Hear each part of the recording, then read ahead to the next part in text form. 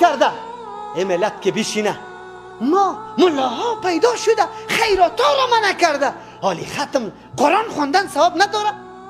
بله بدبخت، بله کسی که یک روز در قرآن نششتی که قرآن یاد میگرفتی، به حدیث پیغمبر نششتی، از عقل خود از ضمیر خود عبادت ها جور کرده ای. پدرت مادرت وفات کرده دیگار بار کرده ای، فلانی خان و فلانی خان طلب کرده ای. تو را به الله قسم تو مسلمان، خو قبل از اینکه به عوام بگویم به این ملاها میگم، به این ملاهایی که حقایق تا امروز از ملت پوشان به خاطر از اینکه دو پیازی خدا بزنه و 1000 روپیه خدا بگیره.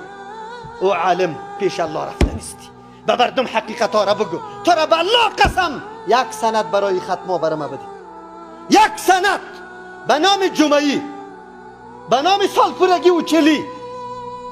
خو لیکن بیا از پیغمبر بیاموز، بیا از دین بیاموز.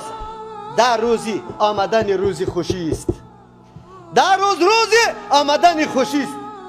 با اولادت کالا گرفته ای، میوه را تیار کرده ای، قربانی را در صدد نشستی، خوش هستی، خانه تا رنگ کرده ای، زنا را گفته که هر چیز بشویه، کل کارا را کردی. تو را به الله قسم از همسایه یتیمت خبر شدی، از همسایه بیویت خبر شدی، از همسایه معیوبت خبر شدی، کمیام روزی خوشی و عید دار. از او کس خبر شدی که کل مردینش در زندانای طاغوتا خواست، در زندانای کفار خواست، در زندانای شیطانا خواست و فامیل اینجا به جز از الله کسی دیگری نداره. خبر کردی خدا؟ یادتان باشه مسلمان، خدا در تجاهل نزنی، در کوچه اصلا چپ نزنی، برم فتوا بده. تو را به الله قسم یک جور کالا دمی روزا به میتور فامیل ببر و روزای دیگه 10 دانه شتر حلال که خو مردم طلب بکو. کدامش افضلیت داره؟ کدامش بهتر است؟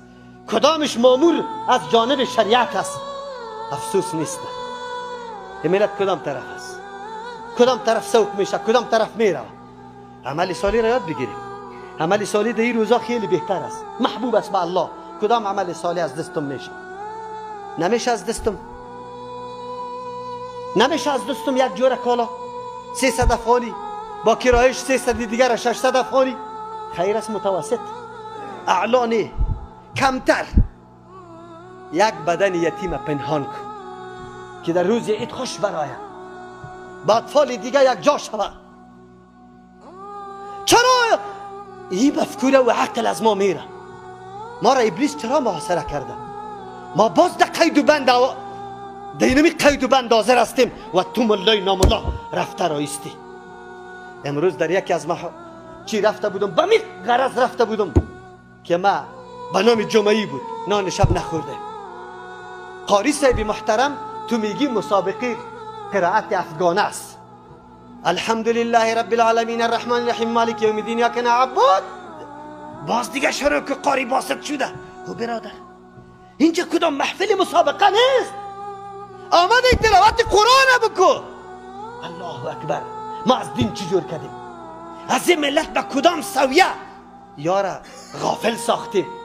این علما رفته رایست بدعت ها را ترویج میکنه، مردم خبر نداره. مردم برای من زنگ میزنه و مولوی صاحب کتابی که شما نوشته کرده بودید او خود دیدم که در روزی ذوالحجه داخل شوه مویا گرفته نشوه ناخونا. ما را خود کس نگفته. چرا شما مسجد ندارید؟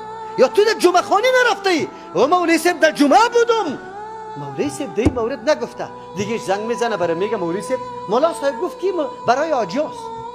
تعجب نیست او مردم. ما از کی بنالیم؟ با کی برویم؟ چی کنیم؟ بله نصف ملت از این آگاه نیست، از این آگاه نیست که چی بکنه. این روزا کدام روزاست؟ بله بالمقابل نفری دیگه زنگ برای میزنه مولوی صاحب این در روزه خو یک روز از پیش ما تیر شده، خبر شدیم که دین روز اول ذوالحجه بود، این روزه ما خو کم میشه. کدام روزه؟ وی در روز روزه سنت است. یادرکم در روز سنت نیست. عمل نیک است اگر کسی میگیره پیش الله خیلی محبوب است. خود سنت یک روز عرفه است، دیگر روزا سنت نیست. خوب است، خوب مستحب. اگر تو به نیتی سنت بگیری بدعت میشه. از جان خود این حکم توی کردی. ببینی مردم ما در کدام طرفین قرار داره.